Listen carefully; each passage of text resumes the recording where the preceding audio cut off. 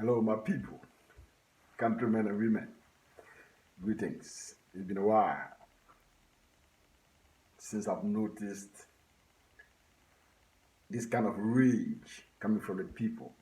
I can see the temperature and the mood of the people has gone really, really up above the roof. People are angry. The Ghanaian people are very angry, and justifiably so. Two things, two burning issues, which has caught my attention. The suppression of press freedoms by this MPP ruling government led by His Excellency Nana Addo Dankwa Akufo-Addo continues unabated, unchecked. Another journalist has been arrested, detained, tortured, released, and rearrested for exposing the national security apparatus and their illegal methods. And why was the journalist arrested? A journalist from modernghana.com, an online journalist. By the way, I know the gentleman. He's a man of integrity. Why was he arrested? Because the website did a story that was critical of the Minister for National Security. Just critical story. I mean, so even our minister cannot withstand criticism from a journalist. And our president thinks it's okay to allow the abuse of state power, the detention and torture of media men in a country that was the first to gain independence in sub-Saharan Africa. This is Ghana, not Russia, not North Korea, not Turkey, not Uganda. This is Ghana. Unbelievable. And this is a country that is currently led by a man who's called himself a human rights activist for many years. Now is the time to prove your mettle as a human rights activist, and look how you are badly exposed. Is either our president is asleep, unaware of what is going on, cannot hear the news, or he's totally complicit. Complicit in this impunity that is going on under his government. It cannot continue. A journalist was murdered. A journalist was murdered early this year. A journalist had to run away from Bolgatanga fearing for his life for exposing corruption in the government. A journalist ran away to South Africa for fear of his life. A journalist has been arrested, detained, tortured, all within a few months. Come on, what are we to expect going into the next elections?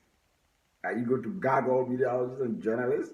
Are you going to arrest, close down radio stations like you did the last time with opposition radio stations just a couple of months ago?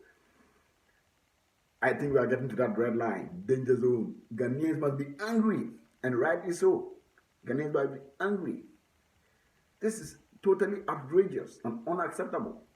And it is time to rise up to resist with all our might, even if it will cost us an arm and a leg. It's crucial. Otherwise, this government is going to be emboldened, and they're going to get more authoritative. And the elections that is coming up, they will get brutal.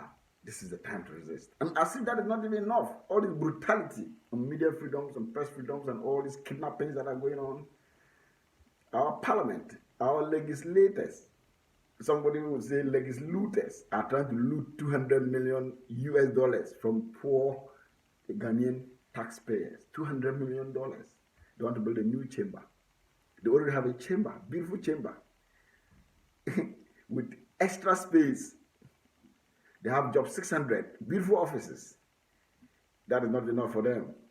They are not thinking about the children at farm plains who cannot go to school because they cannot cross the river. They are not thinking about the children dying in Kandega because the clinic has no medical officer and has no medicines.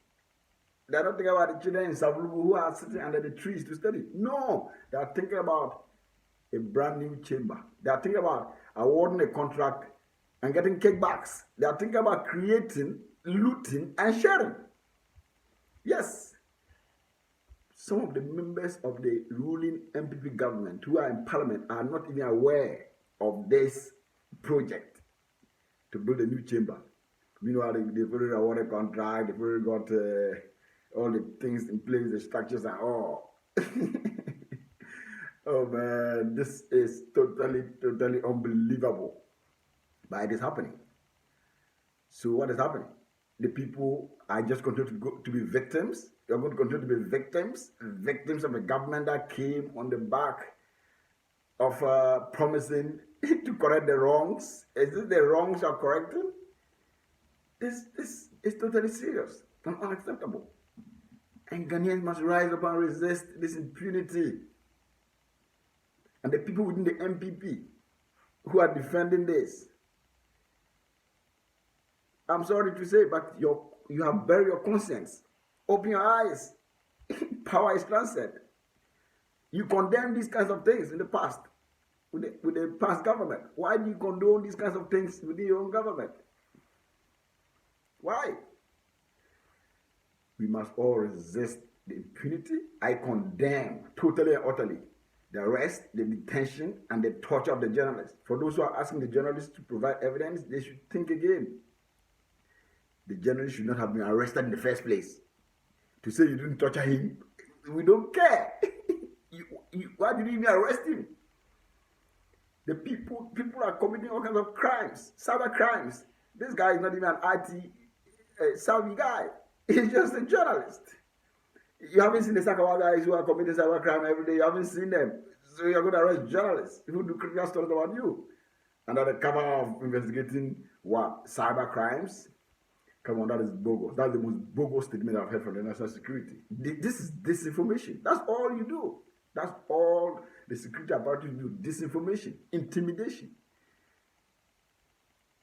But we must show this government and this president that we are not going to tolerate this kind of behavior, this kind of impunity from any government, whether MPP or NDC or CPP or whatever. We will not.